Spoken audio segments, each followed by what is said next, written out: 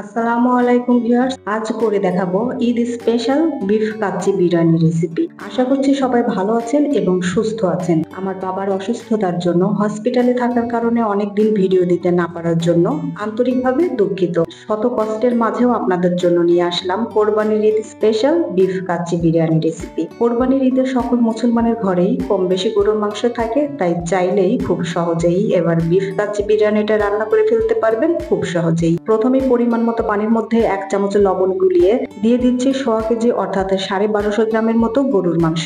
এখানে গরুর মাংসগুলো রেগুলারের থেকে একটুখানি বড় সাইজের করে কেটে নিতে হবে। এখন এই লবণ পানির মধ্যে মাংসগুলো ভিজিয়ে রাখবো আধা ঘন্টার জন্য। এতে করে মাংসের ভিতরে লবণটাও খুব ভালোভাবে ঢুকবে আর মাংসটা সফট হতেও সাহায্য করবে। এখন বিরিয়ানির জন্য একটা স্পেশাল মশলা বানিয়ে নিচ্ছি। এর জন্য একটা জয়ফলের 3 ভাগের 1 ভাগ নিয়েছি। এর মধ্যে দিচ্ছি 2 টুকরো জয়ত্রী।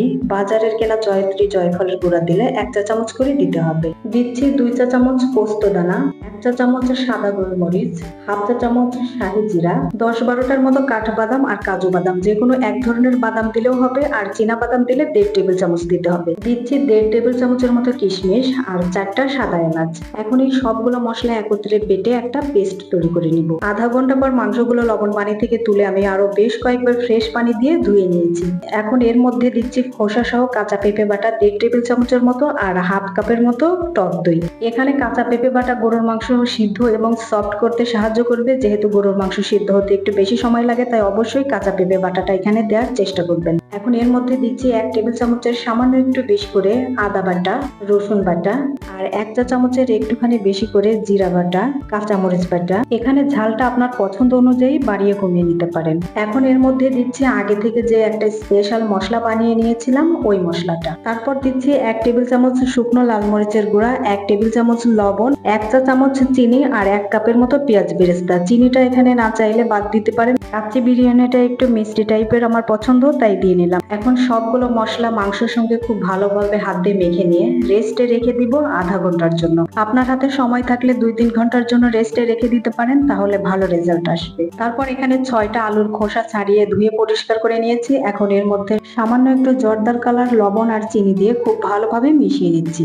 আলুর কালারটা সুন্দর দেখার জন্য। মিশিয়ে নেওয়ার পর পেঁয়াজ বেরেস্তা করেছিলাম যে তেলের মধ্যে, ওই তেলের মধ্যে আলুগুলো দিয়ে দিচ্ছি। এখানে আলুগুলো একদম সিদ্ধ হতে হবে এমন কিছু না, জাস্ট লাল লাল করে ভেজে নিতে হবে। আলুগুলো ভেজে নেওয়া হয়ে গেছে। তারপর চুলায় একটা হাঁড়িতে পর্যাপ্ত পানি দিয়েছি। যখন পানিটা এরকম ফুটে গেছে, ওই পর্যায়ে 1 টেবিল চামচের মতো রান্নার তেল দিয়ে আগে থেকে ধুয়ে পরিষ্কার করে নেওয়া হাফ কেজি পোলাওয়ের চাল এর মধ্যে দিয়ে দিচ্ছি। এখানে বাসমতি চাল হলে আধা ঘন্টা আগে ভিজিয়ে রাখতে হবে। এর মধ্যে দিচ্ছি একটা তেজপাতা, 2 টুকরো দারচিনি, 3টা এলাচ, হাফ চা চামচ শাহি জিরা আর 1.5 টেবিল চামচের মতো লবণ। লবণটা এমন ভাবে দিতে হবে যেন পানি ছড়ানোর পরেও লবণটা ঠিকঠাক থাকে। এখানে ভাতটা 100% সিদ্ধ করে নিব না, জাস্ট 40% এর মতো সিদ্ধ করে নিব। ভাতটা এরকম চাপ দিলে ভেতরে যখন এরকম শক্ত থাকবে, ওই পর্যায়ে চুলা থেকে নামিয়ে নিতে হবে, অর্থাৎ 40% সিদ্ধ হয়ে গেছে। এখন চুলা থেকে নামিয়ে পানিটা ঝরিয়ে নিচ্ছি। তারপর হাফ কাপের মতো পেঁয়াজ বেরেস্তার মধ্যে 2 টেবিল চামচ গুঁড়া দুধ আর 1 টেবিল চামচ চিনি দিয়ে ভালোভাবে মিশিয়ে নিচ্ছি। এটা অপশনাল, শুধু পেঁয়াজ বেরেস্তা দিলেই হবে। এটাকে সাইডে রেখে ভেজে নেওয়া আলু আর তেলের মধ্যে আগে থেকে ম্যারিনেট করে রাখা মাংসটা এর মধ্যে দিয়ে দিচ্ছি। এখন তেলের সঙ্গে মাংসগুলো খুব ভালোভাবে মেখে নিয়ে এভাবে করে সমান করে নিচ্ছি। এখন এর মধ্যে দিচ্ছি 7-8টা লবঙ্গ, 7-8টার মতো কাবাব চিনি আর একটুখানি আগে যে পেঁয়াজ বেরেস্তার সঙ্গে গুঁড়া দুধ আর চিনি মিশিয়ে একটা মাও তৈরি করে নিলাম, ওইটা দিয়ে দিচ্ছি। তারপর আগে থেকে 40% সিদ্ধ করে নেওয়া ভাতটা এভাবে করে ছড়িয়ে নিচ্ছি। খুব ভালোভাবে সমান করে নেওয়ার পর আবারও কিছুটা পেঁয়াজ বেরেস্তা ছড়িয়ে দিচ্ছি আর দিচ্ছি 7টা আলু বোখরা। এখানে দেখতে পাচ্ছেন 2টা আলু বোখরা কালো। যখন আলু বোখরা কিনবেন তখন শুনে নেবেন আলু বোখরা গুলো ফ্রিজে রাখা কিনা, বাইরে রাখলে কিন্তু এরকম কালো হয়ে যায়। তারপর কিছু কিশমিশ ছড়িয়ে দিচ্ছি। তারপর বাকি ভাতগুলো উপরে আবারও ছড়িয়ে দিয়ে খুব ভালোভাবে সমান করে নিচ্ছি। এখন আবারও কিছুটা পেঁয়াজ বেরেস্তা দিচ্ছি।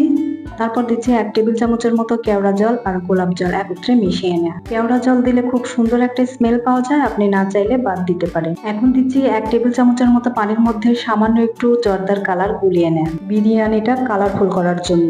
দিচ্ছি হাফ কাপ আগে থেকে জাল করে নেওয়া তরল দুধ আর দিচ্ছি 3 চামচ ঘি।